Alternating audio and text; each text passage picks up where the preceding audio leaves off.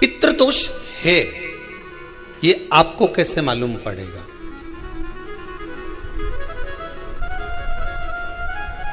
पितृ भूखे हैं, इसका तो वर्णन हमने पहले कर दिया कि रात्रि को जब आप सोने के बाद में 1-1.5 घंटे बाद अगर आपकी नींद खुल जाए, 1 घंटा 1.5 घंटा आप सो लिए, उसके बाद जो नींद खुली तो 1-1.5 घंटे तक अगर आपको नींद नहीं आ रही है, रात्रि को सोने के बाद में 1 घंटे बाद जब उठे तो आपको प्यास लग गई, भूख लगने लगी, प्यास लगने लगी कि मेरे को पानी पीना पड़ेगा, घबराहट हो रही, पानी पीना पड़ेगा। 1-1.5 घंटे सोने के बाद अचानक नींद खुले और आपको प्यास लगे, समझ लेना आपके पितृ भूखे हैं और प्यास है।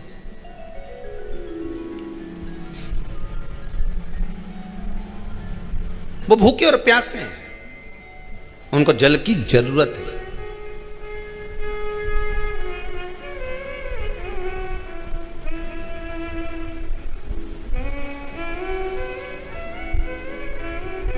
किसी भी नदी में, सरोवर में, कुंड में, बावड़ी में, तालाब में, आप तीर्थ में जाकर जब स्नान करते हैं तो स्नान करने के बाद एक काम का नियम बना लो कि अपने हाथ की अंजलि में जल लेकर अपने पूर्वजों को देना है। प्यासे रहते हैं, भाग मांगते हैं।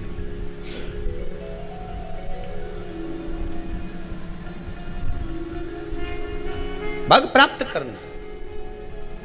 3 वृक्ष पितरों के तुल्य हैं। नैमिषारण्य की कथा में भी कहा था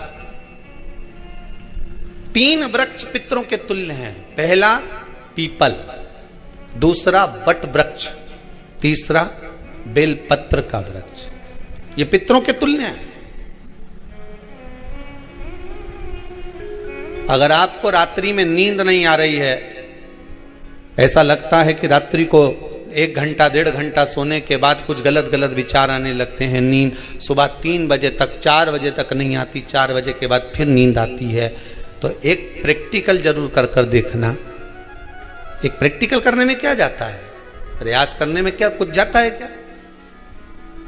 प्रैक्टिकल कर देखना कि कहीं सियोर वाला महाराज झूठ तो नहीं बोल रहा, तो प्रैक्टिकल करने में कुछ नहीं जाए।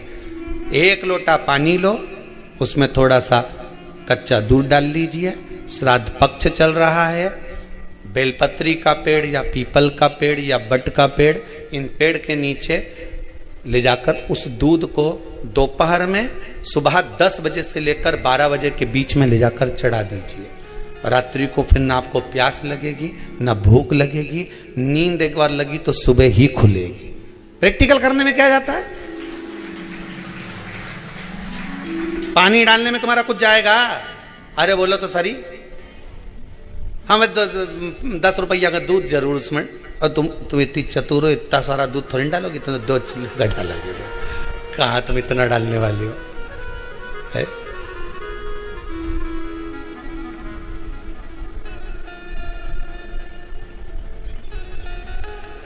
कहा बहुत चतुर लोग हो रहे संसार में हो। भले पूजन पाठ नहीं करे, पर कहीं का एकदम मिलने आ जाए ना, क्या अम्मा जी है क्या पाठ कर रही है, फिर वो भी बैठ गई तुरंत, अभी तो सोई थी।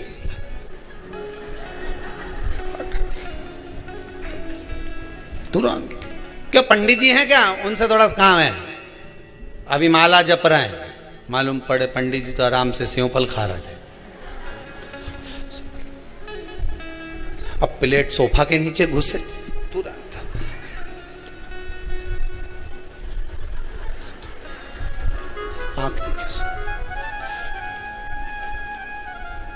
प्रैक्टिकल करने में क्या जाता है?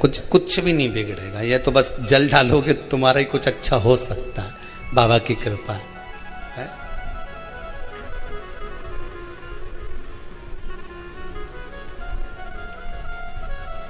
3 वृक्ष पितरों के तुल्य हैं। पहला जम के बोलिए पीपल, दूसरा बट वृक्ष, तीसरा बेलपत्री का वृक्ष। 3 पीपल के वृक्ष में 52,000 ब्राह्मण एक साथ निवास करते हैं, इसलिए पितृतुल्य है। बट वृक्ष ब्रह्मा जी के मस्तक से बना, इसलिए पितृतुल्य है। और बेलपत्री का वृक्ष माता पार्वती जी के अश्रु से बना।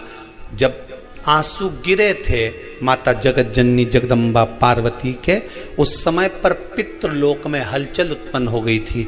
हमारी नातिन की आंख में आंसू कैसे आ गए? मैनावती की पुत्री है।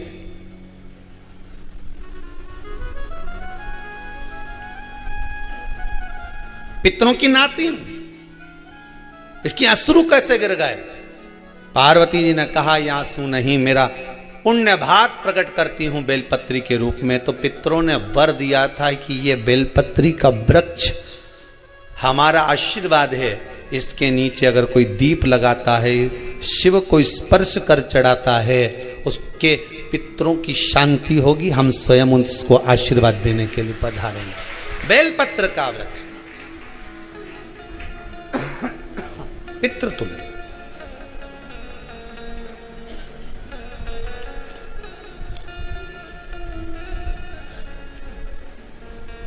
तो रात्रि को अगर भूख लग रही है, प्यास लग रही है, तो पितृदोष।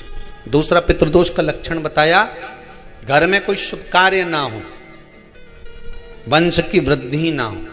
1 रुपये कमाओ, 1.25 रुपये खर्च हो रहे हैं, पैसा 10 जगह से कमाई आ रही है पर घर में टिक नहीं पा रही है, आया गया, पितृदोष। जरा सी कटोरी पड़ी है, उसके पीछे विवाद चालू हो जाए, पानी ढुल गया, उसके पीछे विवाद हो जाए, या छोटी छोटी बात में घर में क्लेश मचा हुआ है, पितृदोष है। समझ लो हमारे पूर्वज हमसे खुश नहीं, प्रसन्न नहीं। कोई कहता है गुरुजी श्राद्ध बड़े बेटे को करना चाहिए कि छोटे को करना चाहिए? शिव महापुराण की कथा कहती है, अगर जायदाद का पूरा हिस्सा बड़े ने लिया हो और तुमने अपनी माता का दूध ना पिया हो तो एक ही को कर लेने दो। अगर माता का दूध पिया है और अगर एक अंगूठी भी ली है, जरा सा एक कपड़ा भी अगर सास का लिया है, तो श्राद्ध तो तुझे करना ही पड़ेगा, करना ही पड़ेगा। तूने मेरा दूध पिया है तो बिल्कुल जम के तो बोलो। अगर तुमने उनका कुछ खाया है तो अब एक काम और हो सकता है, गुरुजी वो श्राद्ध अगर हम नहीं करें और बड़े भैया करें और हम उन्हीं के यहाँ चले जाएं तो चले जा, मना कौन कर रहा है? पूड़ी का तेल तू ले जा, खीर का दूध 2 थैली तू खरीद के ले जा। जितना वहां वो सेवा करे उतनी सेवा तुम करो। गलत है क्या? जायदाद का भी तो हिस्सा किया था।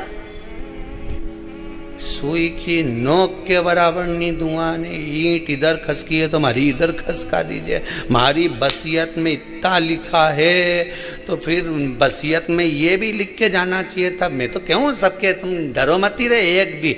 जब छोरा छोरी के जब सब सामान, प्रॉपर्टी दो ना, जमीन दो ना, जायदाद दो ना, सारा सामान छोरा छोरी के दो, तो उनके लिख के भी जाओ कि हमारी श्राद्ध कर दे अच्छे से, नहीं तो भूतड़ी बन के सताऊंगी।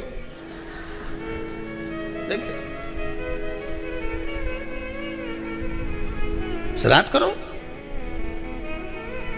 कितना दिया तुमको? बोलो ईमानदारी से बोलना, कितना दिया? ढेरों। और एक बात बहुत अच्छे से कहूंगा, आप लोगों के जीवन में उतरे। अगर मायके में भाई, मायके में भाभी, मायके के लोग अगर आपके माँ बाप का श्राद्ध नहीं करते हैं तो बेटी भी अपने माता पिता का श्राद्ध कर सकती है। उसने भी दूध पिया है अपने माता पिता का, पर वो श्राद्ध का भोजन कौन कराएगा? बेटी का पुत्र हो, बेटी की पुत्री हो, वो कराए। और नाम वो नाना नानी का ले ले करे।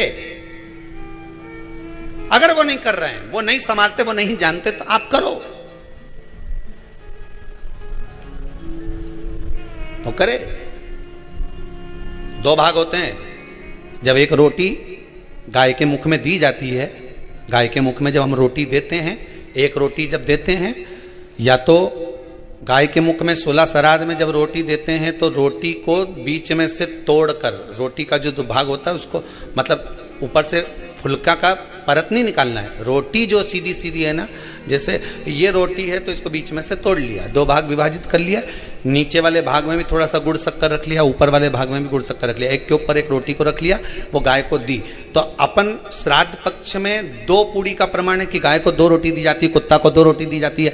2 पूड़ी रख के देते भी नहीं देते, आप लोग तो देते होगे, 2 पूड़ी के ऊपर पूड़ी रखकर, थोड़ा सा मीठा रखकर, नमकीन रखकर, कुत्ते को भी देते, 2 पूड़ी तोड़कर कागा को भी देते। 2 पूड़ी का प्रमाण कहां से आया? 2 भाग रोटी के टुकड़े का प्रमाण कहां से आया? श्राद्ध पक्ष में ही ऐसा क्यों किया जाता है? बाकी के समय पर तो कोई ऐसा 2 पूड़ी का प्रमाण ही नहीं, पर श्राद्ध पक्ष में ये क्यों कहा जाता है कि पूड़ी के ऊपर पूड़ी रख दे, उसमें मीठा रख दे, खीर शक्कर रख दे, गाय को दिया, कुत्ते को दिया, कागा को दिया, ऐसे क्यों कहा जाता है? उसका कारण क्या होता है? उसका केवल एक कारण है, जो नारी ने भोजन का निर्माण करा है, जो घर की बहू भोजन बनाई है, जो घर की बेटी ने भोजन बनाया है, घर की माता ने भोजन बनाया है। महाराज, पिता पुरुष एक कुल को तारता है, बेटी 2 कुल को तारती है। जब श्राद्ध पक्ष में 2 भाग रोटी के कर कर गाय को देती है तो 1 भाग तो उसके ससुराल वालों को मिलता है।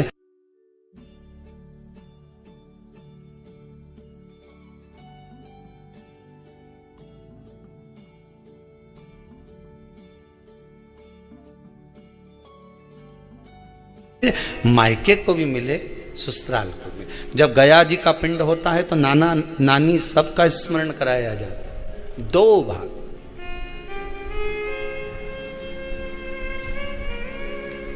पुण्यता प्राप्त। अब लोगों को मालूम तो है नहीं कि 2 पूड़ी क्यों रखते हैं, उसका कारण वर्णित है शास्त्रों। दोनों पक्ष तारने के लिए, दोनों पक्ष का स्मरण कराने के लिए। महाराज, बिंदु प्रेत योनि में पड़ा, चंचुला देवी उनके मोक्ष का प्रयोजन कर रही है, प्रयास कर रही। क्या करा जाए कि इनको मोक्ष मिल जाए? कहा शिव महापुराण की कथा। पार्वती मैया की सहेली बन गई और पार्वती मैया ने शिव महापुराण में प्रेत योनि से मुक्त होने के लिए कहा, तुम रुका जी के यहाँ जाओ, देवऋषि नारद के पास जाओ। नारद जी ने तुमरुका जी के पास भेज दिया। क्यों? नारद जी जानते हैं मैं कथा नहीं कर सकता, मैं कथा सुन सकता हूं पर कह नहीं सकता। कहने के लिए मुझे बैठना पड़ेगा, सुनने के लिए हो सकता है कि मैं चले जाऊं, वापिस आकर बैठ जाऊं।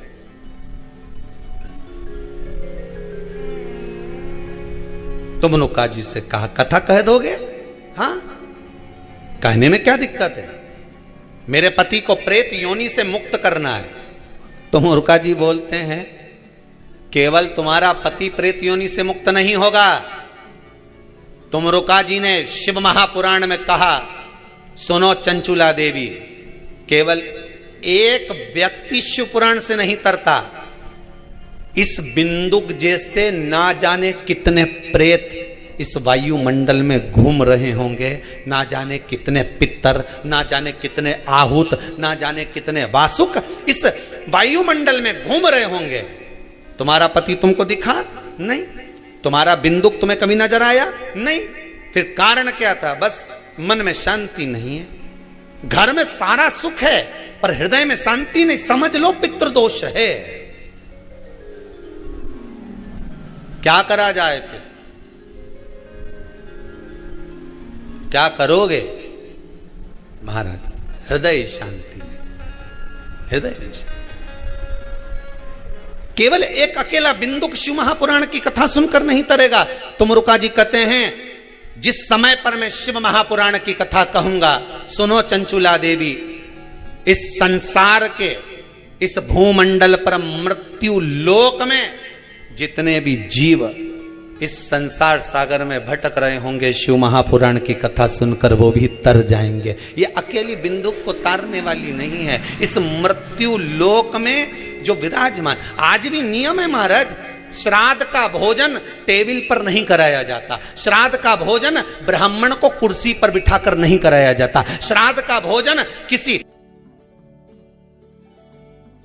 जाता। श्राद्ध का भोजन आज भी प्रमाण है कि ब्राह्मण के लिए भूमि पर आसन लगना चाहिए और जमीन पर बैठकर कराना चाहिए। तब क्यों?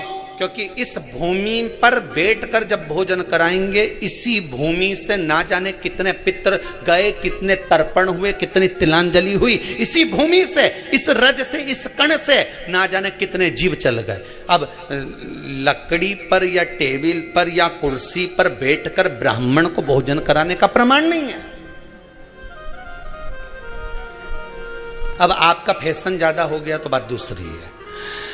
पंडित जी ऊपर बैठ के खा लोगे क्या? पंडित जी तो बोल देंगे अच्छा है, खिला दो।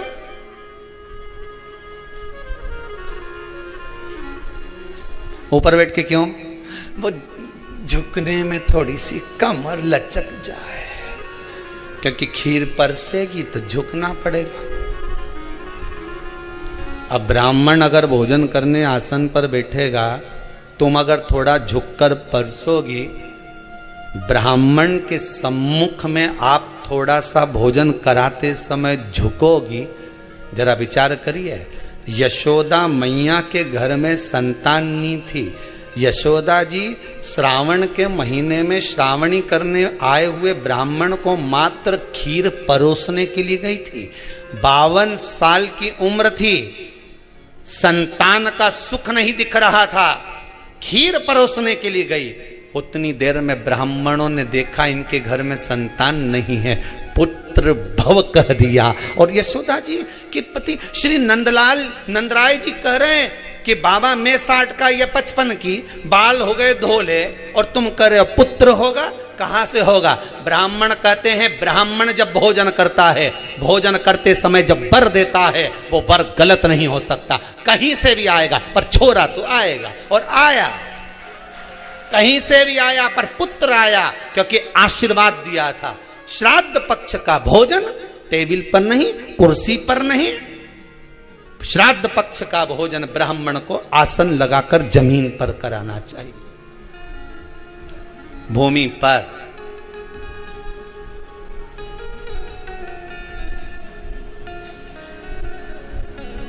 अब आजकल के ब्राह्मण भी थोड़े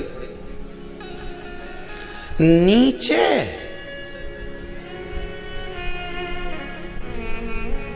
अगर हम टेबल पे ही जीम लें तो जी अब क्या बोले भी तो क्या बोले, तुम वही बताओ।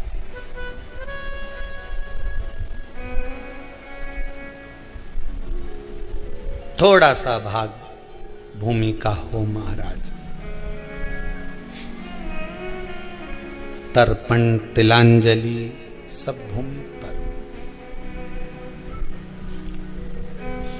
हम तो जो जजमान हवन करने के लिए भी जो जजमान लोग नाम लिखाए हैं पितरों के लिए, तो हम उनको भी कहते हैं कि कुर्सी पर बैठकर आहुति छोड़ने से अच्छा है आप बैठो मनानी पर, पहले सबसे पहले भूमि पर 10 मिनट बैठो, पर बैठकर आहुति छोड़ो। उसके बाद भले आप स्टूल लगाओ, कुर्सी लगाओ, आपकी मर्जी, पर 10 मिनट 5 मिनट तो आप भूमि पर बैठो उन जीवों के लिए,